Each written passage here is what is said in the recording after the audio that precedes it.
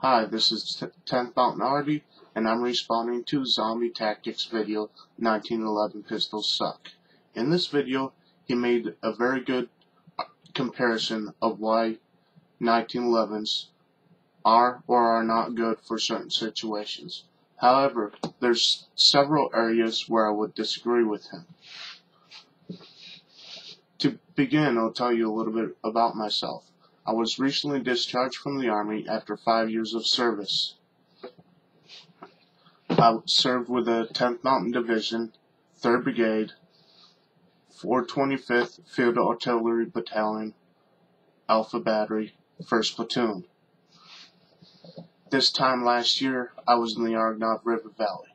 If you look up my unit, you will find out that we were in hundreds of firefights, if not thousands, that my platoon participated in 12 or more air assaults during that year.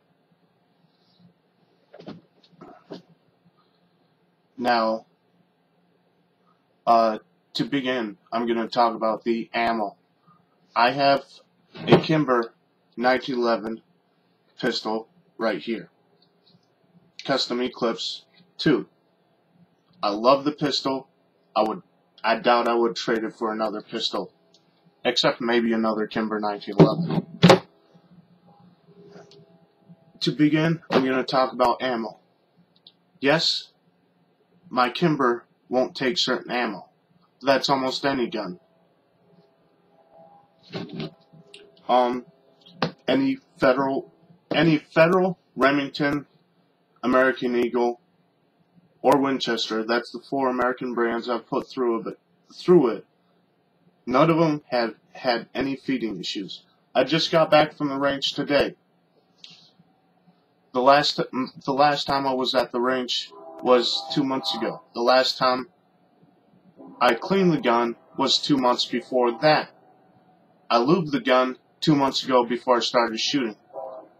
I never put less than 200 rounds through my pistol in a day of shooting. Now, again, I've never had a single jam with any American ammo. As far as customization goes, this is straight out of the factory. Now, it's a very nice pistol, don't get me wrong, but you'll find the same thing with an AR. ARs are very nice rifles if you do not buy the bottom of the line, and I'm assuming that's with every other weapon out there with multiple models.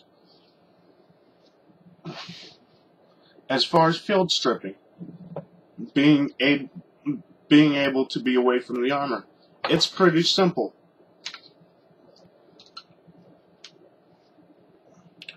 First, obviously, you clear the gun. Magazine's out. Chamber's empty.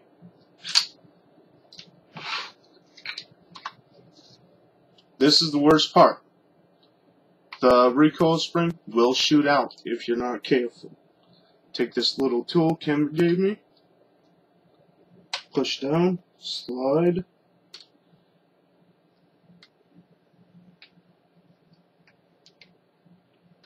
And maintain pressure. And it came out just fine. Have the recoil spring block, which, by the way, has a little bit of rust on the end, and you probably can't see it, but a little bit of rust on the inside. Recoil spring looks fine to me.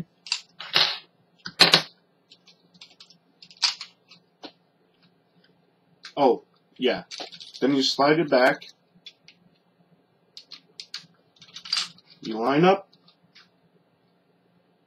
it up like that, so that little round groove right there is aligned with a slide lock.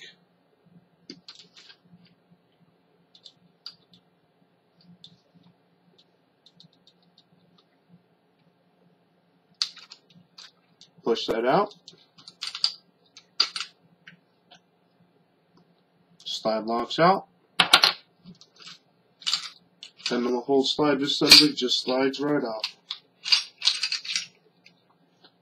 Frame,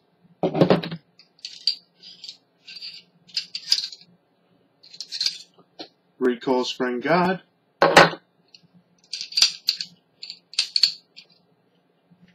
Come on, bitch.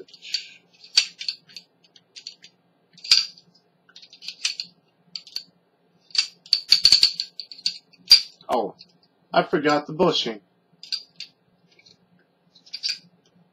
Barrel bushing. And barrel. And of course the slide. The only thing that you can't do with a field strip is take out the firing pin. That's going to affect reliability issues anyway. Now, that was a pretty, oh yeah, a little bit of rust right there, but that's not going to do anything at all. Again, I put 250 rounds through it today, and my gun was dry. And not a single jam.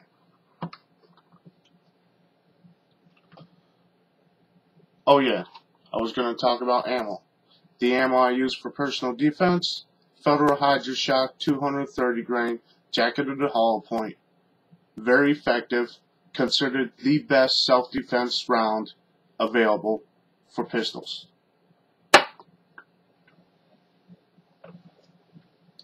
And that's not according to ballistics reports, that's according to personal cases studied by, I don't remember, and I can't find the article online, but it was an article studied off of personal self-defense cases throughout the country. What I use for my normal shooting ammo, if I can get a hold of it, is Federal, again, same brand, 230 grain, again, same weight, probably the same amount of powder too, so it's going to shoot about the same, so I'm going to get used to how my pistol acts when handling that round. I've put over 200 rounds of the Federal Hydra-Shock through the skimmer with not a single jam. In one session, lubing it at the very beginning. Like I said, not a single jam. So that tells me this is going to work fine in the self-defense case. 8-round magazines, nice little holes to tell you when it's all the way loaded. Alright. Might as well reassemble it. Start with the barrel assembly.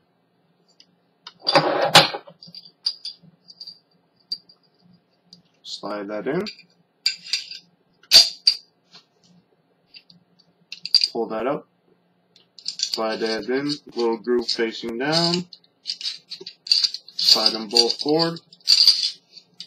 Might have to wiggle the barrel a bit. Tends to get locked in. Slide it on the frame.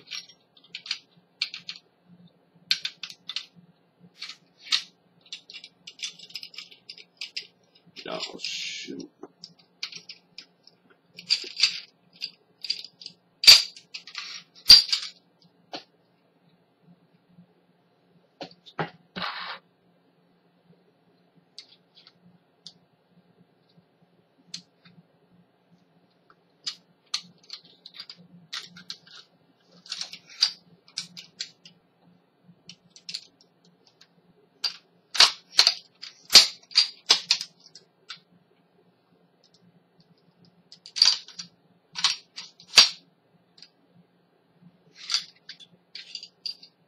What I mess up here?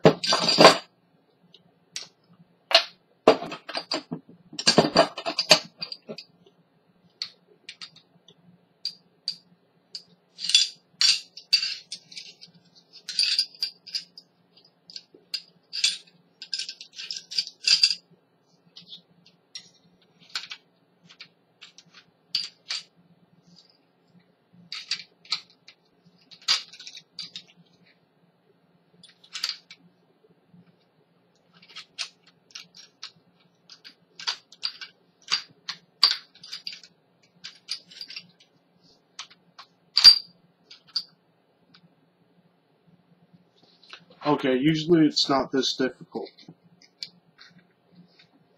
pop that back in.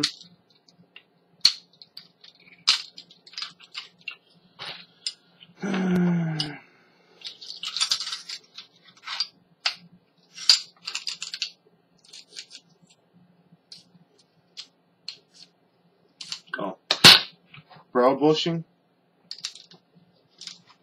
Slide it on one way, turn it the other way. Completely clear. It should look like that.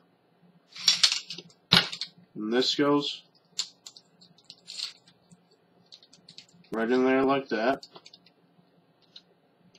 Push it down.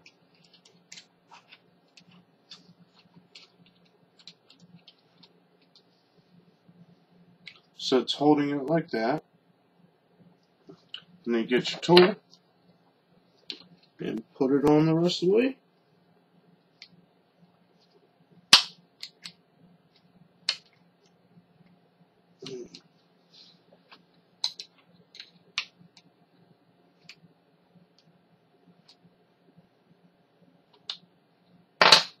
And you're ready to go.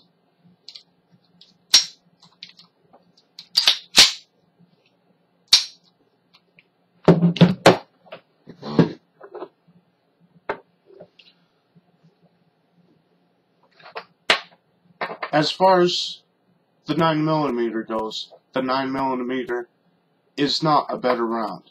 It performs the same in ballistic tests. Ballistic tests are not the same as live firefights.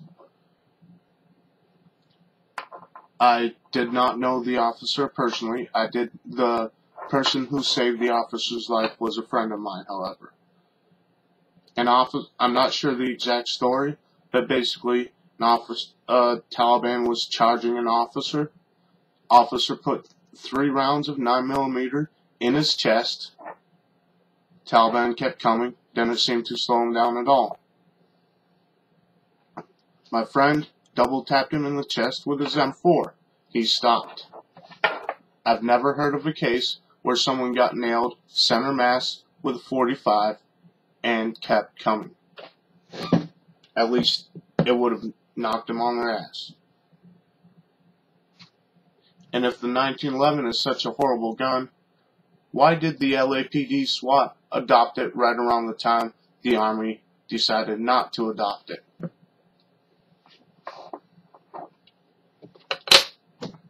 I left a link for the Kimber 1911 Custom Eclipse 2, which is my pistol, and also for the article outlining why the LAPD SWAT stuck with a 1911 and went with Kimber. Now granted, my Kimber's not a cheap 1911, it cost well over $1,000. So yeah, it's going to be a little more reliable than your throwaway 1911s. But if you buy a throwaway AR, or a throwaway 50 cal, or a throwaway weapon period, it's not going to be reliable. You have to spend some money if you want reliability.